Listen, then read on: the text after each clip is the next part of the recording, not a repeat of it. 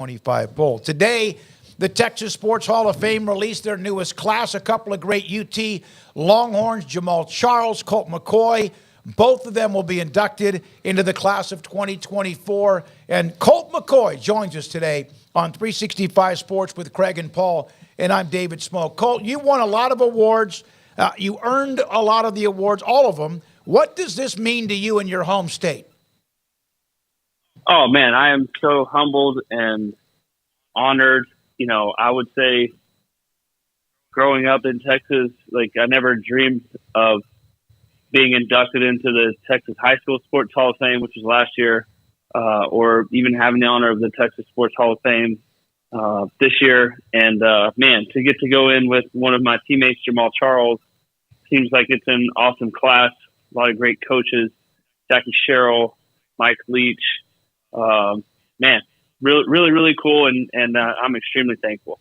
I mean, obviously, you athletically carried Jamal, so he owes all this to you. But I'm still mad at him. I'm still mad at him for leaving after the 2007 year. Like, we would have been pretty good in 08. Yeah, you were good in 08, but you would have been even better, yeah. No, he went off to make everybody's fantasy football teams a lot better as well. No Colt. doubt. No doubt. But you, right now, Texas is enjoying a renaissance in which they haven't seen since you guys left. What's it been like for you to watch Steve Sarkisian shoot some life back into this program? Yeah, it's been awesome, man. Fans just like you guys. I want to see him win and be successful, and seems like Sark's got it dialed in, and hopefully, you know, they can finish strong through the Big 12 play and, you know, win a conference championship for their last year in the Big 12. That would be pretty awesome.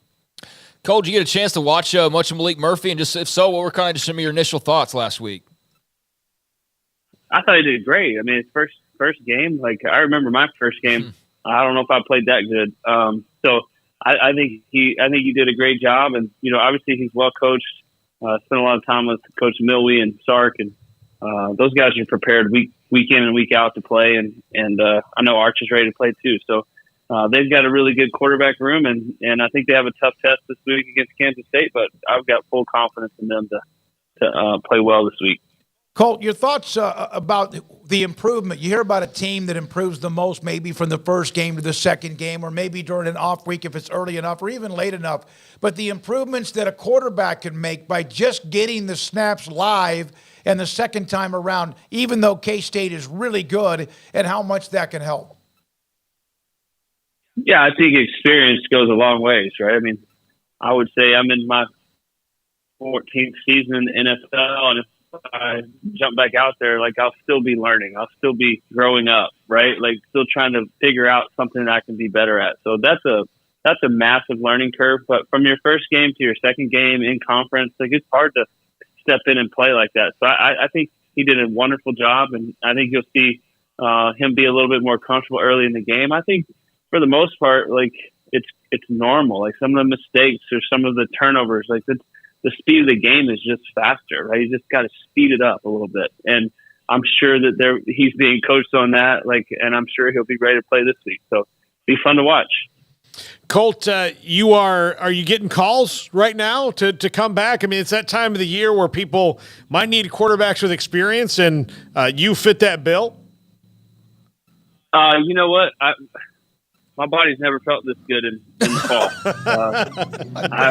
I feel really good. I feel very fortunate for the time that I've had in the NFL. Certainly, I've taken a bunch of calls, but I think it'll just have to be the right situation. And if it is, then you know I'm staying in shape and ready. But at the same time, you know, I'm not just evaluating it for myself. You know, I've got a wife, 4 kids, and beautiful family, and you know, spending time with them right now has been really fun. So.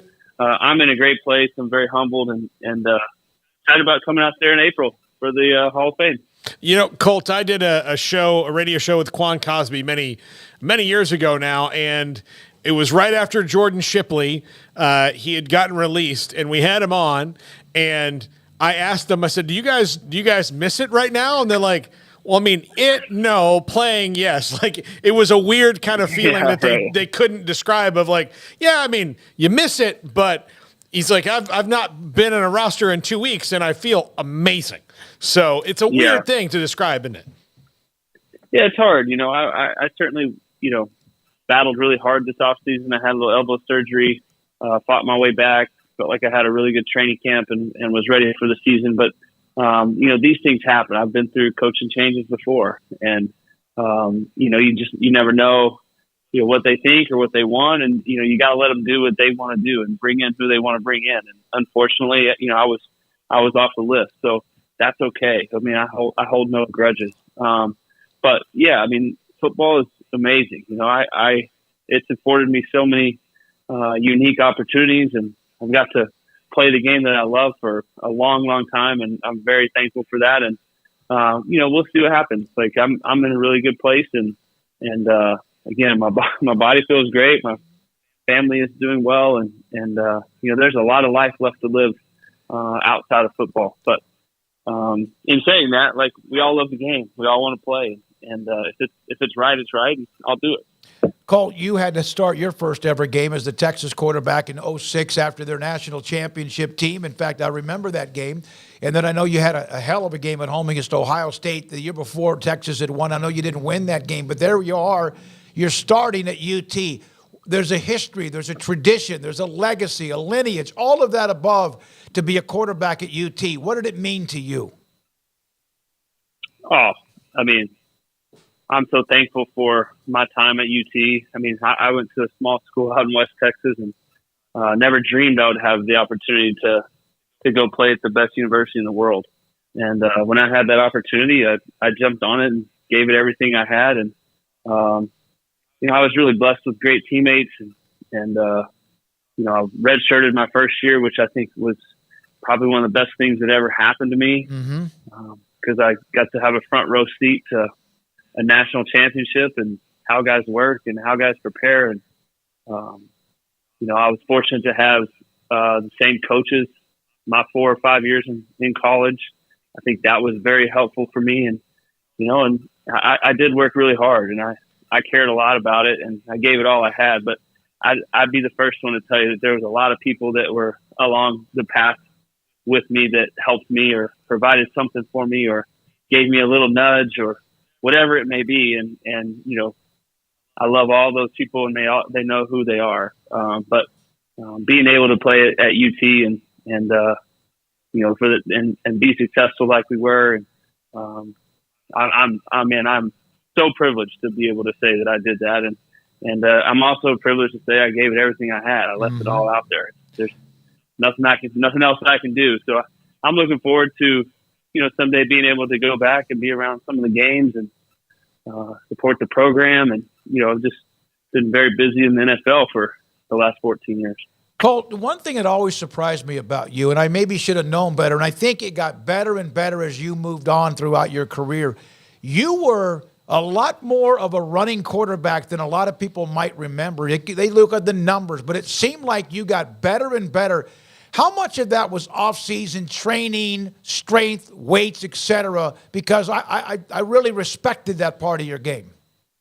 Well, I wasn't quite Vince Young, so that's what everybody was comparing me to at the time. Right? Playing after him was, I remember watching him play and thinking to myself, like, man, if they ask me to do some of these things, like, I'm in the wrong place. But I do think that being able to move a little bit, being able to make some first downs with your feet, like being able to run some zone read at the time, we were really a 21 personnel team with a fullback and a running back when I first started. And then, Jermichael Finley left and Blaine Irby got hurt, and we didn't really have a true wide tight end. So we kind of evolved into the spread. And at that point, Coach Davis and Coach Brown just said, look, man, you're going to have to give us a few zone read carries every week. And I think we did it a couple of times, and it was like, man, I might try to give you a couple more of these zone read carries each week, kind of working, and just kind of evolved. And I think that was fun, right? When Jamal left, the backfield kind of just teamed up together. Fozzie and Chris Obanaya. We had a bunch of guys that played, so it was great. And when I think of, I love college football because I think of teams. I think of bonds. I think of chemistry. I think of just as you're out there with your boys, right? It's a lot different than the NFL. And we were just going to do whatever it took to figure out ways to win. And I was the ultimate team player, and winning was the number one goal. And we were pretty good at it, but it seems when I look back on my college career and think about it, I always remember the stinking losses. Which one stings the most outside of Alabama? I know that one, like, that's probably an obvious question, but outside of that one, which is a national championship game, which one stung the most? I think losing to A&M obviously stinks. The one loss to Oklahoma stings because we should have won that. All these games we should have won, right? I think there was 4 or 5 games in my career where I wasn't able to finish, based off getting banged up or a concussion or an injury or something. And those always make me angry because I'm always saying, if you just give me one more chance, we're going to figure it out. And so, yeah, I mean, it was a great time, and I was fortunate to play with so many great guys, still close with tons of my teammates, and in the best place in the world, UT. And I'm so glad that Sark and these guys have kind of, seems like, turned the corner and are sitting in the driver's seat. Really, they kind of stumbled against Oklahoma, but played pretty decent. And if we went out, I think we're right where we want to be. Colt, how hard has it been, a former player, to see what has been kind of the erratic last several years of Texas? And, of course, they're on the cusp of maybe something special this year. Has that been kind of hard to watch? I mean, come on. College football is hard, right? NFL football is hard. It's hard to win, and it's hard to win consistently year in and year out. And I think Texas fans are a little impatient, right? I think, we've had several coaches, and if you don't give them a chance to really implement their scheme and their system and their people and their recruits, it's hard to have sustained success. And I think that Sark has done a wonderful job of that and, figuring it out. And I think Texas fans have somewhat been patient enough, but I think everybody's just chomping at the bit to get back to the top. And hopefully, this team has a chance. Colt, your wife was a track athlete at Baylor. If you guys ran the hurdles, the 400-meter hurdles, who wins? The 400-meter hurdles, she'll probably beat me. But the highs, the 110s, I would smoke her. There you go. The competitive drive of Colt McCoy. You're going to be inducted, and we mentioned that, and that's fantastic. I'm on the ballot committee and also fortunately to have a vote, too. And I'll see you then at that banquet. It'll be great. You're being inducted into this Hall of Fame, and there are so many amazing names that have been inducted. And now you mentioned how proud that is. You realize that some of those that have been inducted before you and all of what this means in the history of this great state? I tell you what, I that's why I started this phone call, kind of just saying how gracious I was and how humble I am, because I do know, Texas is the best place in the world.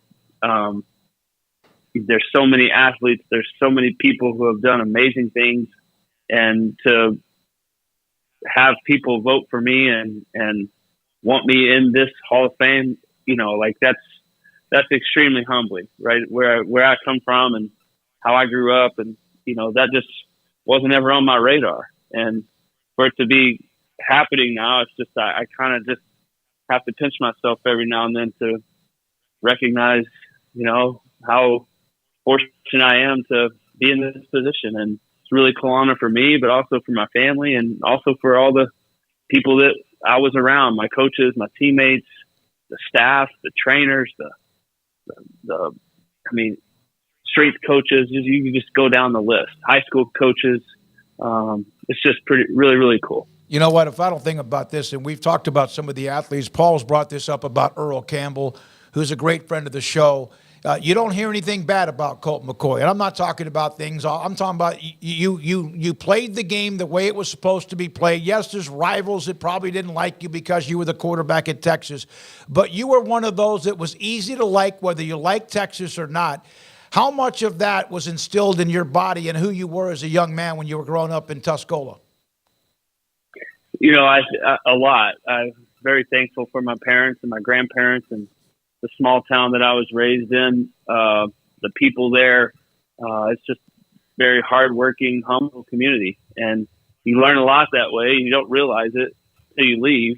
But playing in the NFL in New York City and Washington D.C. and San Francisco, and all these big places, you know, there's a big part of me that just wants to go back home and be around all the people I grew up with, because it's a great place to live. And so I'm grateful. I'm honored. Thankful for the way that my parents raised me. And at the end of the day, to be honest, I think I just was very fortunate to come into a wonderful situation at UT. You know, they had been winning 10 games a year before I got there. And, you know, the standard was kind of set, and, you know, the expectations were there. And I just did not want to let anyone down. I didn't want to disappoint anybody. And I was scared of that. And so I worked my tail off every single day and made sure that everybody around me was doing the same thing, and that we weren't going to be the recruiting class or the team that, you know, let all those guys down in front of us. And so I was able to play 4 years, which hardly ever happens anymore, right? Just the state of college football and kind of the portal and NIL, the transfer stuff, like nobody really stays and plays 4 years anymore. And so for me, like I looked at it year to year. I wasn't looking at the NFL. I was totally focused on winning games for the University of Texas. And I took a lot of pride in that, and so thankful that we were able to do that to an extent. Last question, Paul. I just can't wait for you to talk to Jackie Sherrill and ask him about all the different ways, not only at A&M, but at Mississippi State, that he used to motivate his team when they would play Texas. Once at Mississippi State, right. I'll never forget this, he castrated a bull before he played Texas. And I would love to hear him describe that to Texas players. Yeah. Yeah, that's respect right there. That's major respect there. Oh, yeah. Everybody's trying to do something, especially when we're good. Figure out a way to knock us down. We're familiar with that. Colt, thank you very much for your time. I know you have a busy schedule. Good luck enjoying life away from football. And if that opportunity arises and you take that, good for you. If you don't, good for you for what you've done. Thank you for your time. We'll see you at the induction ceremony and dinner. Thank you. Okay. Thanks, guys. Colt Enjoyed it. McCoy. See you in April. Former Texas quarterback. He is a part of the class. Jamal Charles, among others, inducted into the Texas Sports Hall of Fame. Think about that. The state of Texas.